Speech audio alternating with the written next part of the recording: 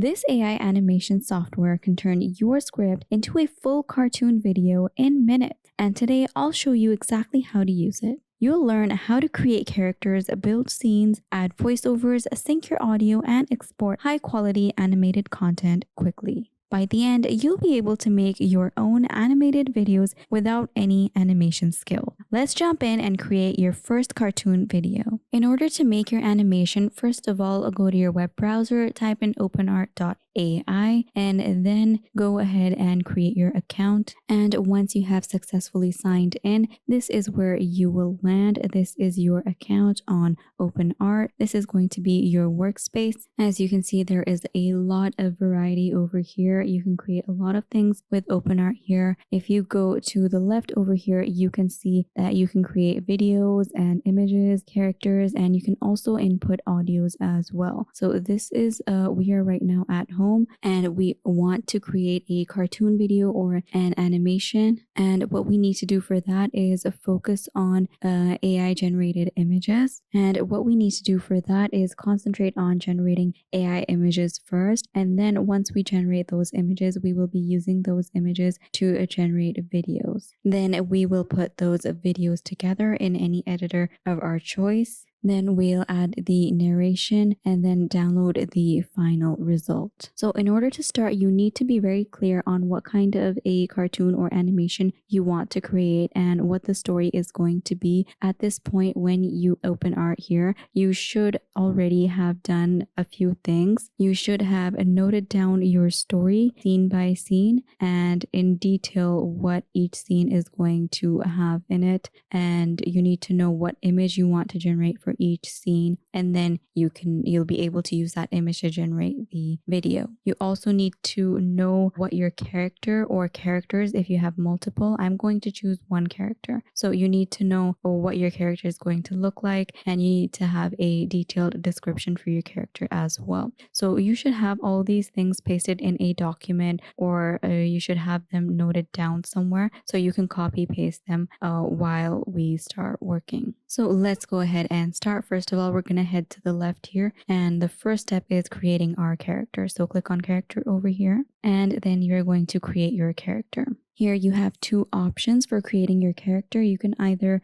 start with an image. You can upload an image and then guide the design, and you can, if you already have some kind of reference image in mind, so you can bring that here and you can start from that image. Now, in our case, we don't have any image. We want to create an absolutely new character and we don't have any reference in mind either. So we're going to move over here to the right and we're going to start with a description. So you're going to describe your character and then in text, and then you can generate your image. So you're going to get a character from text. So just go here, click on start with description. And here you are going to describe your character. So you want to tell them about your character's appearance, the style, any unique features that it has. And then some previews are going to be generated upon our description. And then we'll be able to select whichever one that we like best and keep that as our character. So I have all the details related to my cartoon and character and the scenes noted down on a document, and I'm just going to copy and paste them here as I go. So I'm just going to paste in the description for the character. My character is a robot. It is going to be a cute, small, chubby robot with big expressive eyes, short flexible arms, stubby legs, or wheels. Let's remove or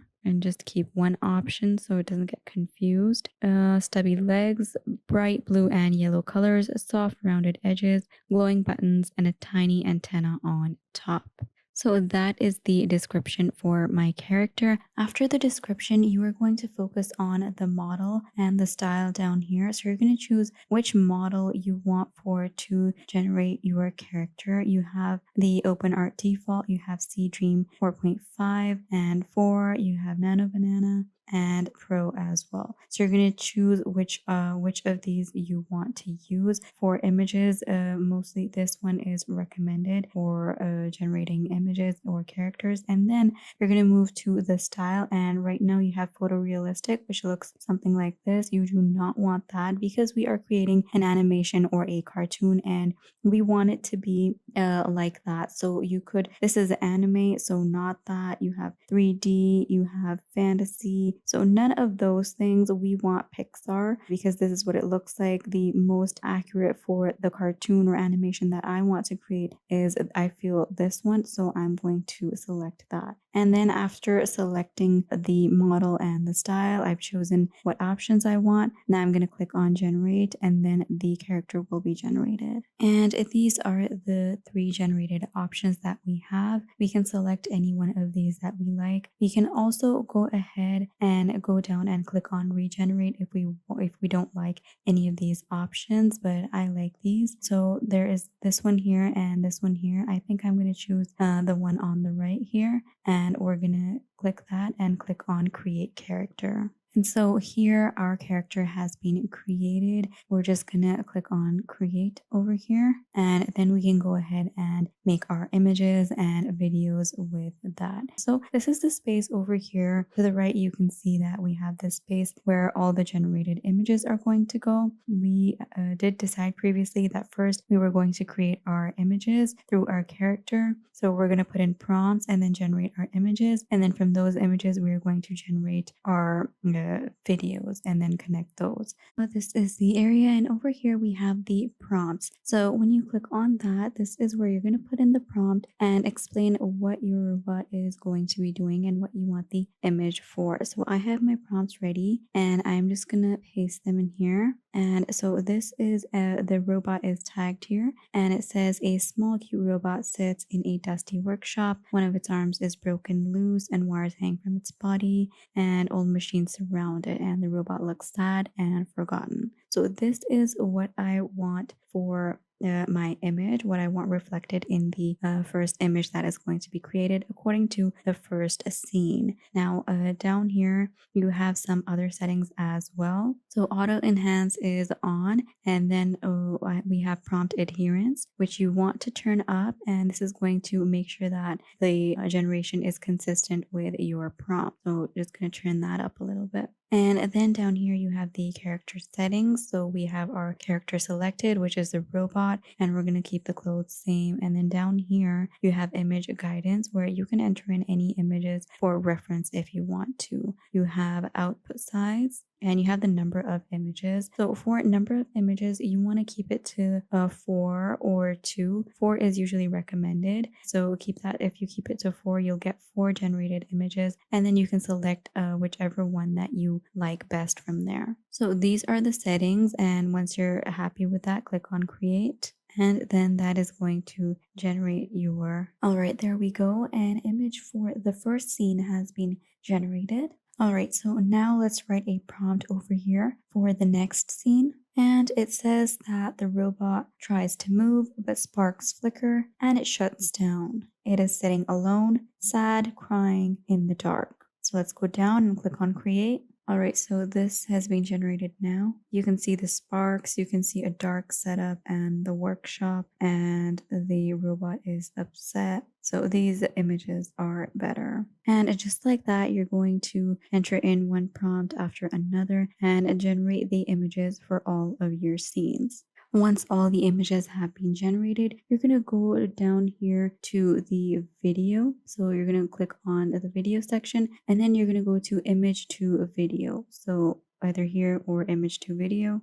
And then you're going to put in an image over here. So you do have all these options as well, but we're going to do image because that generates the best results, and we're using Kling 01. So over here, you're going to put in the image, and then you're going to describe the action that you want for your video. So the prompt goes here, or the description goes here. And then down here, you have settings. You're going to decide whether you want it for 5 seconds or 10 seconds. So this is the image that I have selected, and I'm going to use this one. And I've added the image, and I've put it in the start frame. The end frame is optional. You can add that if you like. And I put in the prompt, the robot is sad and crying. I'm going to set it to 5 seconds and then click on create.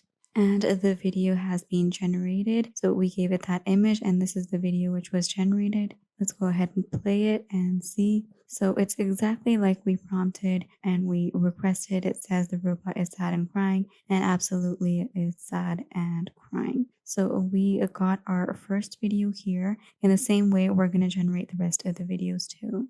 There we go. All of the videos are generated and ready. And then what you're going to do is you're going to download them and then you're going to clip them together. Once you put together all of your clips side by side, you have edited them, then you want to go to 11 Labs and then generate a narration on a ChatGPT or write it yourself, and then put it in here and get a nice storytelling voice, and then download the audio for your animation narration. And with that, using all of these, our story is complete. So let's go ahead and take a look. In a quiet, dusty workshop, a small robot sat alone with a broken arm, feeling useless and forgotten. Then one day, a spare part fell nearby. For the first time, the robot felt hope. Using what it had, it fixed itself piece by piece. And soon, the workshop lit up again, because even broken things can be built.